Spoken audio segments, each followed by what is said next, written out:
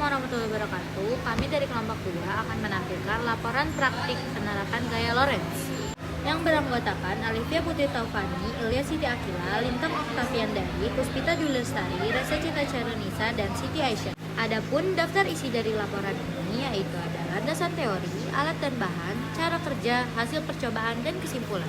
Pada pembahasan pertama yaitu landasan teori.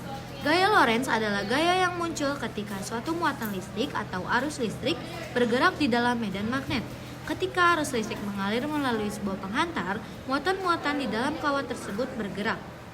Penghantar dalam penerapan ini menggunakan kawat tembaga karena memiliki konduktivitas listrik yang sangat tinggi, sehingga arus dapat mengalir besar.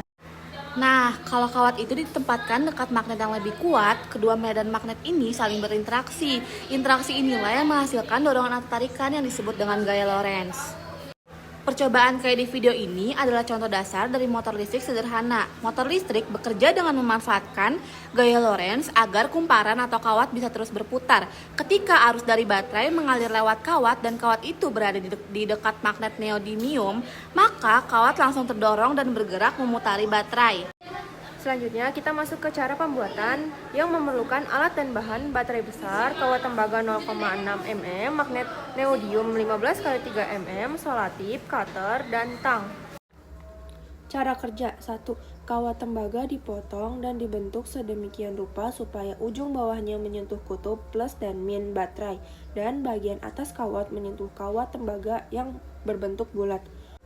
2. Setelah dipotong, ujung kawat dikikis atau dikerok menggunakan cutter hingga berubah warna, gunanya untuk membersihkan lapisan pelindung yang menghambat aliran listrik. 3. Kemudian kawat yang panjang ditempelkan di kedua ujung baterai dan menggunakan solatip dengan rapat. 4. Setelah itu, masukkan kawat bulat ke pengait kawat yang sudah dibuat di kedua sisi. 5. Ketika kawat bersentuhan dengan dua titik itu, arus listrik mengalir dari baterai melalui kawat lalu ke magnet.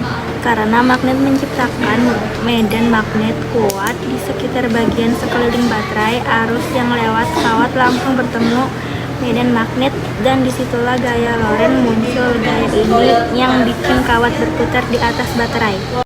Berikut adalah hasil percobaan dari penerapan gaya Lorentz.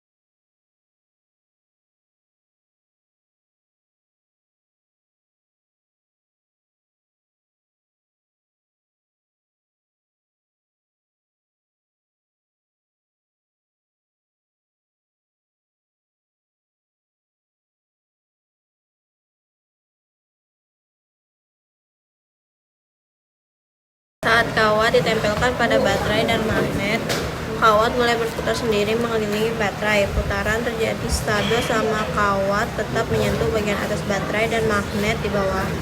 Ketika salah satu titik kontak terlepas, putaran berhenti. Kawat berhenti jika kontak listrik terputus atau posisi kawat tergeser, menunjukkan bahwa gerakan ini sepenuhnya bergantung pada aliran arus dan medan magnet. Semakin pas bentuk kawatnya, semakin lancar putarannya.